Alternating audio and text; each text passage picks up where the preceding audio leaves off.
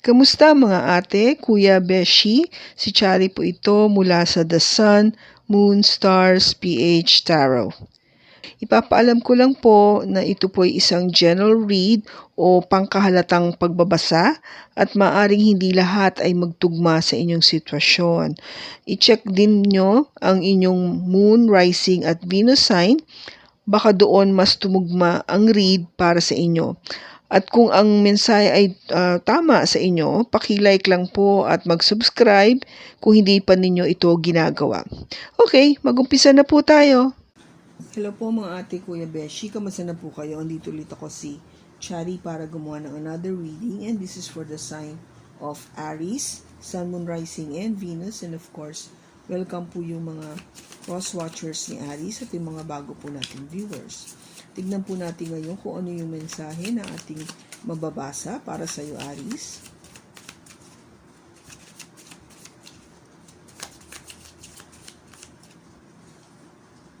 We have the Sun, the Lovers, the Seven of Swords, the Page of Pentacles, the Knight of Wands, the Devil, the Death,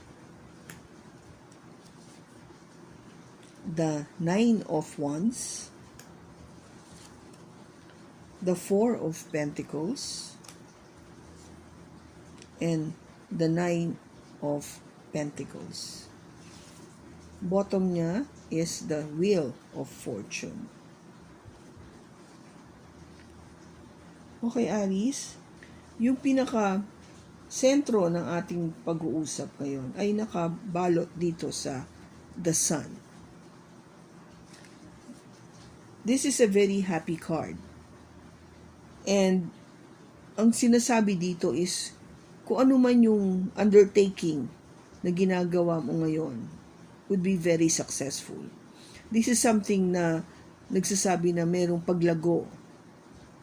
Something na mag-expand, no? Something, whatever you're doing, lalago siya, dadami siya, magiging matagumpay.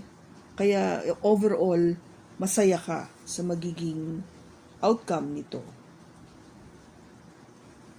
Ngayon, ano yung crossing nito? What is crossing this Sun? Maybe it has something to do with your lover. No? Meron kang kapartner in life na o lover na talagang nagdudulot sa iyo ng kaligayahan. That is, in a way, nagbibigay ng inspirasyon sa iyo sa ginagawa mo ngayon. And this lover is a energy coming from a Gemini. So you might be dealing with a Gemini o may Gemini siya sa kanyang chart. Now, of course, the Sun is a Leo card. Okay, so Aries, you might have Leo in your chart. Okay? Now, yung nakaraan, in your past, there is this 9 or 7 of Swords. Merong pangloloko, panlilinlang, pangnanakaw, pagsisinungaling na na-experience mo. It could be from your past relationships, or it could be also this lover that you have. No? Kasi yung focus nga nitong ginawa niya sa past is really something very toxic with the Devil card. This is an energy coming from a Capricorn. So baka may Capricorn siya sa kanyang chart. So yung ginawa niya na hindi mabuti nagdala ng hindi magandang epekto sa relationship niyo. Naging toxic nga sabi ko, 'di ba, toxic. Now, kung bakit mo na sasabi yun. Kasi itong Knight of Wands, no? Though, okay siya, masaya siya kasama, gano'n. Pero kasi nga dahil may pagka-toxic nga yung dating nitong relationship na to, Aries. Yung person mo is really in and out, no? Labas-pasok. Kung tipong dadating, andyan, pag sa mandali lang, and then mawawala na naman. Kung gaba gino-ghost ka, yung tipong lumalabas lang pag gusto niyang makausap ka, makita ka, ganon. O magkaroon kayo ng, that intimate time. And then mawawala na naman siya. So, ang sinasabi ko dito, this energy is not consistent.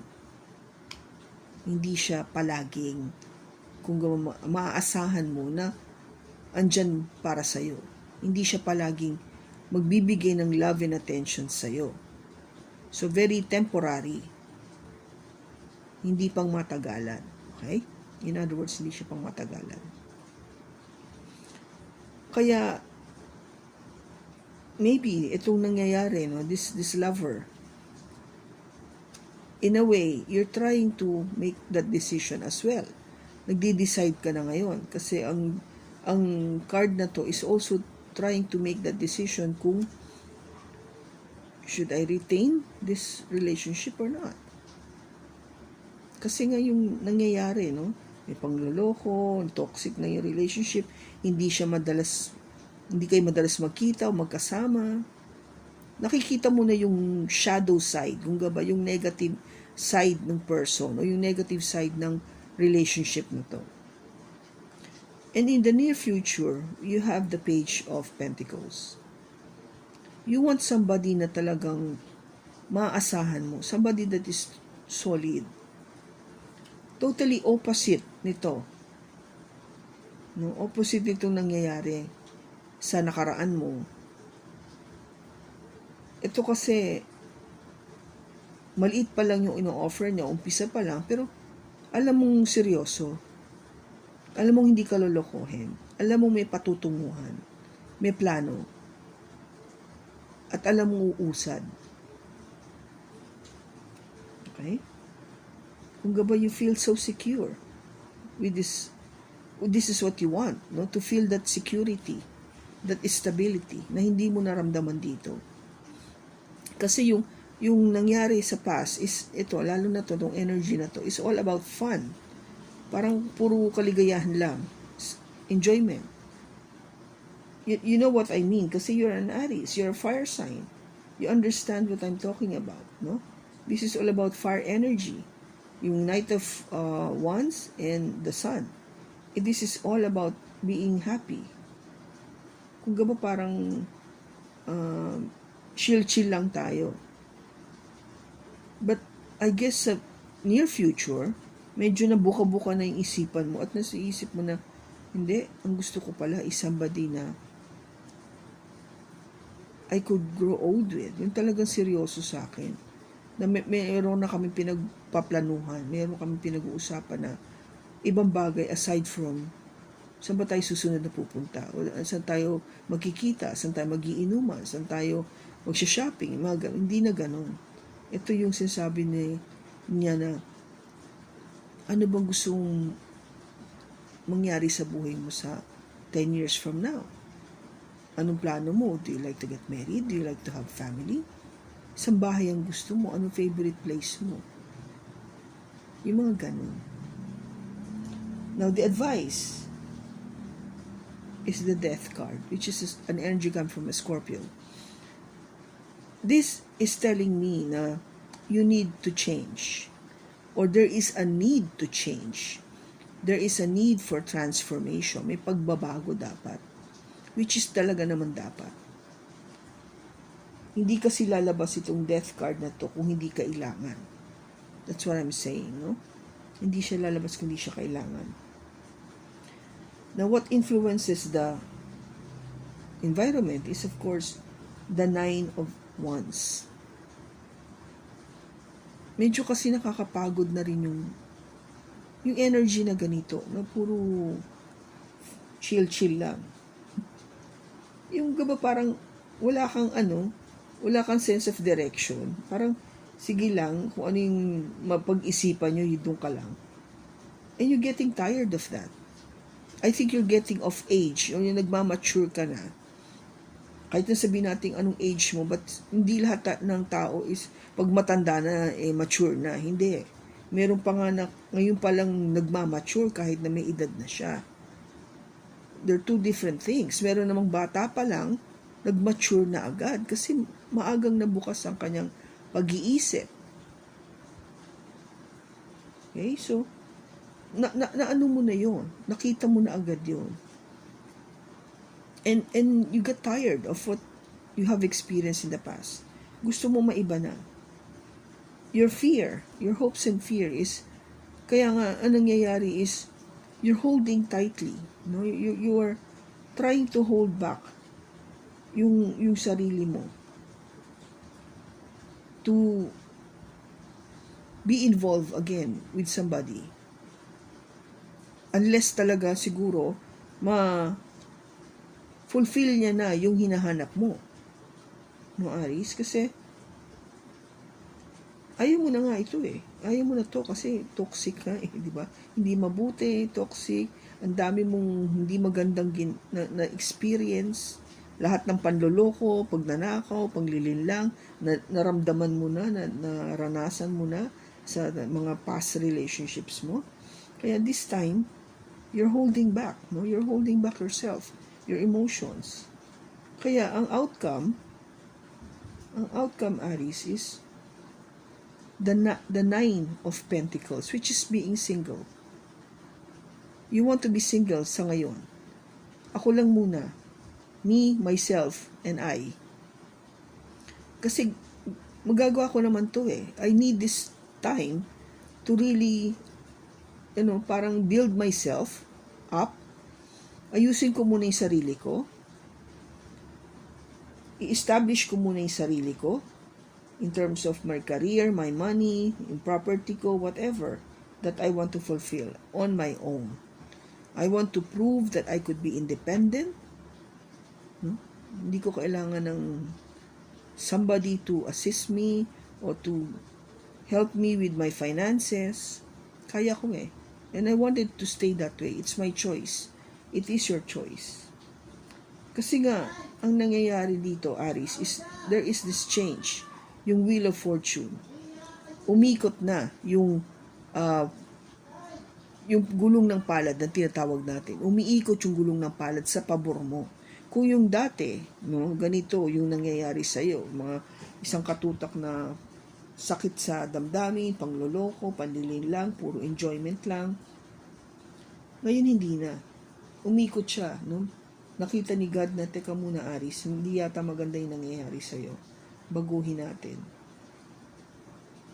Kaya, na-realize mo eh. Nagkaroon ka ng realization.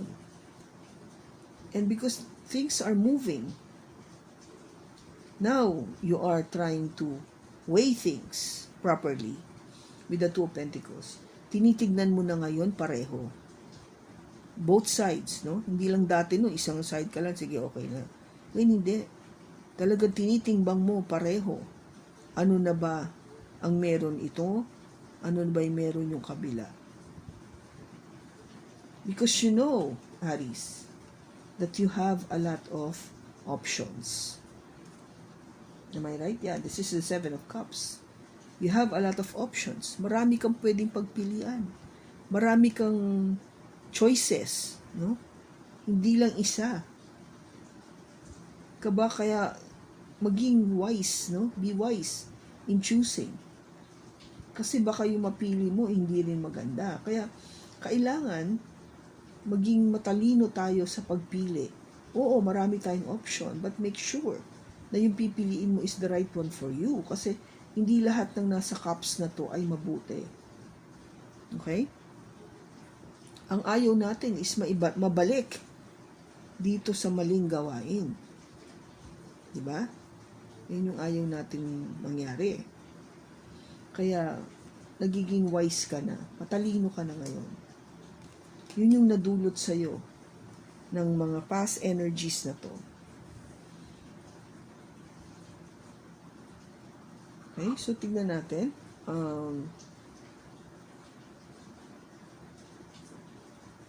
Bakit andito yung 9 of Pentacles? You have the Ace of Swords, the 5 of Swords, and the Devil. Again, lumabas na naman yung Devil. Bottom nito is the Queen of Swords. So, kung bakit ka nag-decide, o yung choice mo is to stay single, because yun yung, first of all, that is what you felt. That is true. You're being just true to yourself. Kasi meron ka pa rin alinlangan, no, sa iyong pag-iisip. And, of course, yung alinlangan na yun, yung devil energy na to. There is this energy na, yung tinatawag nating shadow side, no? Meron naman talaga tayo niyan lahat eh. That bad side on us, in us. Na kung gaba parang every now and then eh, talagang kung gaba parang pumapasok-pasok at pumipitik-pitik na may gawin tayong mali. And we don't want it, no? Ayaw na natin itong energy na to. Iniiwasan natin to. This is what you've been thinking. Yung energy na to ng devil. Di ba sabi ko sa'yo, wala na sana tong devil energy. It's the same. Devil. Ayaw mo na yan. Kaya yung pinag-iisipan mo. Kaya, kung gaba parang, siguro mas mabuti pa ako nag-stay single. Less of an evil, di ba?